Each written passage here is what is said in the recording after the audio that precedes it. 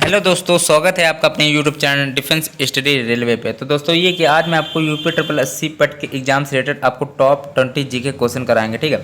अब यहाँ पे जीके क्वेश्चन है जो आपके यहाँ पे कुछ क्वेश्चन आपके करंट अफेयर के मिलेंगे। आपको पता है करंट अफेयर कितनी इंपॉर्टेंट है। करंट अफेयर के क्वेश्चन मिलेंगे और स्टैटिक जीके क्वेश्चन मिलेंगे और आपको टॉपिक वाइज भी थोड़े क्वेश्चन देखने को मिलेंगे। तो पूरा वीडियो ध्यान से देखिएगा, वीडियो बिल्कुल भी स्किप मत करिएगा। चलो वीडियो स्टार्ट करते हैं। पहला क्वेश्चन आपका दिया गया है, ये देखो क्या लिखा है। मई 2021 में आयोजित इटालियन ओपन 2021 का खिताब किसने जीता है। आयोजित इटालियन ओपन तो मई में हुआ था 2021 को, तो किसने जीता है इटालियन ओपन खिताब 2021 का। तो राइट ऑप्शन की बात है तो 51 का ए पार्ट मतलब कि राफेल नडाल ने इटालियन ओपन 2021 का खिताब जीता है, ठीक है। चलो भाई, अब ये कि अब राफेल नडाल कहाँ के रहने वाले हैं, ये भी इंपॉर्टेंट है। स्पेन के रहने वाले हैं। स्पेन की करेंसी बताइए क्या होती है, बताइए। तो यूरो होती है। मैंने बताया था कुछ कुछ यूरो को बता दिए थे यारो। कुछ यार होते हैं पेन देते हैं मतलब दर्द देते हैं, ऐसे ट्रिक से बताया था। स्पेन की यूरो होती है। अब इतना तो पता चल गया। अगला प्रश्न है 52 नंबर प्रश्न है। 52 नंबर क्वेश्चन देखते हैं। और ये भी है कि यह मुकाबला उनके बीच हुआ था विश्व के नंबर 1 खिलाड़ी जो नोवाक जोकोविच को हरा के इन्होंने राफेल नडाल जीते थे, ये भी पता होना चाहिए। चलो भाई, निम्नलिखित में से कौन सी भारतीय महिला क्रिकेटर वनडे क्रिकेट में 7000 रन बनाने वाली विश्व की पहली क्रिकेटर बनी है। तो ये तो सबको आता होगा। 52 नंबर प्रश्न है। राइट ऑप्शन की बात है तो बी मिताली राज हैं, ठीक है, याद होगा। 53 नंबर प्रश्न है। गोल्फ प्रतियोगिता ओमेगा दुबई डेजर्ट क्लासिक 2021 का खिताब किसने जीता है। 53 नंबर प्रश्न है। राइट ऑप्शन सोचिए क्या हो सकता है। तो 2021 सब करंट अफेयर के हैं। थोड़े इंपॉर्टेंट क्वेश्चन जो शुरुआत में आपके 6-7 क्वेश्चन करंट अफेयर के हैं। पॉल केसी हैं जो आपके ओमेगा दुबई डेजर्ट क्लासिक के 2021 के विजेता हुए थे, ठीक है, खिताब जीता था इन्होंने। 54 नंबर प्रश्न है। स्विट्जरलैंड के बाद किस देश ने बुर्का पहनने पर प्रतिबंध लगाया है। स्विट्जरलैंड के बाद, ठीक है।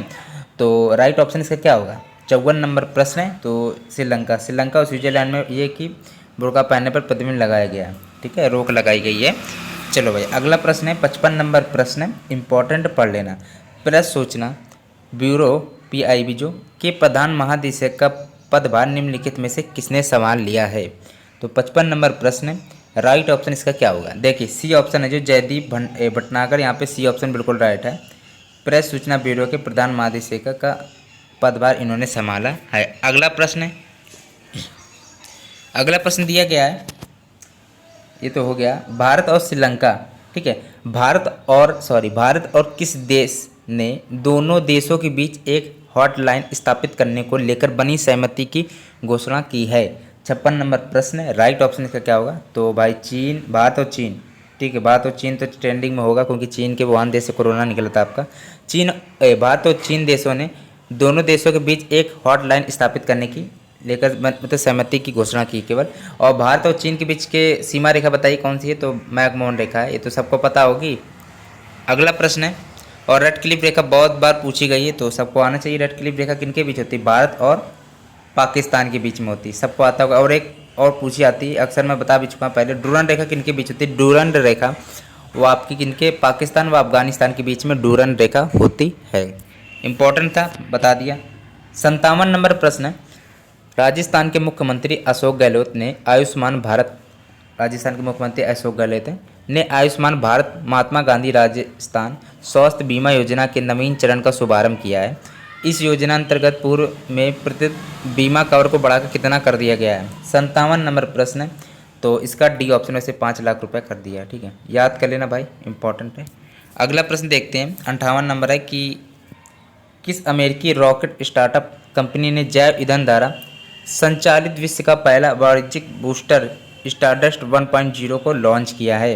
58 नंबर प्रश्न है। तो C part Blue Shift aerospace. ये कि देखो शुरुआत के क्वेश्चन आपके करंट अफेयर के थे इतने केवल, तो आपको थोड़े अजीब से लगेंगे क्योंकि भाई आप पहली बार पढ़ रहे होंगे। तो प्लीज़ हो सके तो 2 बार इसको पढ़ लेना और ये हो सके तो वीडियो धीरे धीरे करके देख लेना।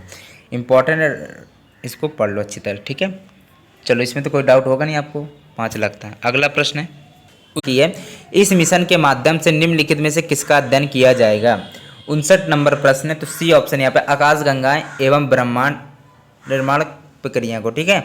तो अगला प्रश्न है 60 नंबर प्रश्न है, इसको आप देखते हैं। देखो भाई संयुक्त द्विपक्षीय नौसैन्य अभ्यास वरुण 2021 किन देशों की नौसेनाओं के मध्य 25 से 27 अप्रैल 2021 को संपन्न हुआ? 60 नंबर प्रश्न है, राइट ऑप्शन क्या होगा? अब देखते हैं। भारत व फ्रांस के बीच में, ठीक है, भारत व फ्रांस के बीच में 2021 में, मतलब कि ये वरुण 2021 नौसेना अभ्यास वरुण 2021 में हुआ था। और ये कौन सा संस्करण था इसमें, ये भी पूछा जा सकता है। तो 19वां संस्करण था, याद कर लेना भाई, ठीक है। और ये द्विपक्षीय सैन्य अभ्यास का जो आयोजन था वो कहाँ हुआ था, ये भी तो पूछा जा सकता है। इसका आयोजन आपका अरब सागर में हुआ था, अरब सागर में हुआ था। अब डिटेल में समझ सकते हैं, ठीक है। क्रिकेट में प्रत्येक स्टंप के सेट के मध्य कितनी दूरी रहती है? 61 नंबर प्रश्न है। तो वैसे 22 गज की दूरी होती है, 61 का डी ऑप्शन यहाँ पर राइट ऑप्शन हो जाएगा। और दोनों छोरों पे लगने वाले स्टंपों की संख्या 6 होती है, ठीक है। और दोनों उनको जब जोड़ लेते हैं इधर और इधर दोनों तरफ की, तब वो उसमें 6 होते हैं, ठीक है। प्रत्येक टीम में 11 खिलाड़ी होते हैं। और इस अच्छा ये भी क्वेश्चन पूछा जा सकता है कि जो बाउंड्री की जो लंबाई है, क्रिकेट में बाउंड्री की जो लंबाई होती है वो लगभग कितनी होती है? वो 70 गज होती है, ठीक है, 70 गज होती है लगभग। चलो अगला प्रश्न है, इसको देखते हैं जरा क्या लिखा है। देखो भाई, निम्नलिखित में से सुमेलित कीजिए तथा नीचे दिए गए कूट का प्रयोग कर सही उत्तर चुनिए, ठीक है। अब उत्तर आपको बताना। विश्व डाक दिवस कब होता है? तो भाई 9 अक्टूबर को होता है बस। और मानवाधिकार सबको पता है 10 दिसंबर को होता है। और राष्ट्रीय मतदाता दिवस 25 जनवरी को होता है। राष्ट्रीय युवा दिवस आपका 12 जनवरी होता है, स्वामी विवेकानंद के उपलक्ष्य में, जिन्होंने परम कृष्ण मिशन की स्थापना की थी, परम कृष्ण मिशन की स्थापना की थी। तो मतलब कि ये है कि तीसरा, दूसरा और चौथा, पहला 32-41 मैच कर रहा है किसमें? 32-41, मतलब कि बी ऑप्शन राइट ऑप्शन है। अगला प्रश्न 63 नंबर क्वेश्चन दिया गया है, कौन सा गीत राधा और कृष्ण के देवत्व का गुणगान करता है? 63 नंबर प्रश्न है, रसिया यहाँ पे राइट ऑप्शन हो जाएगा, ठीक है। 64 नंबर प्रश्न है, केंद्रीय खाद्य तकनीकी अनुसंधान संस्थान कहाँ पर स्थित है? 64 नंबर प्रश्न है, तो वो आपका मैसूर में स्थित है। या 65 नंबर प्रश्न है, सतलज यमुना नहर का विवाद किस राज्य से है? 65 नंबर प्रश्न है, राइट ऑप्शन इसका क्या होगा? देखो, सतलज यमुना नहर का जो विवाद है आपका, वो आपका पंजाब से है, ठीक है, याद कर लेना, इम्पोर्टेंट था, है भी इम्पोर्टेंट, ठीक है। चलो अब पंजाब, ये कि पंजाब हरियाणा राज्य के मध्य है, ठीक है, पंजाब या फिर हरियाणा भी लिख के आ सकता है, ठीक। अगला प्रश्न है 66 नंबर है, देखो क्या लिखा है, संयुक्त राष्ट्र का निर्माण किस वर्ष हुआ था?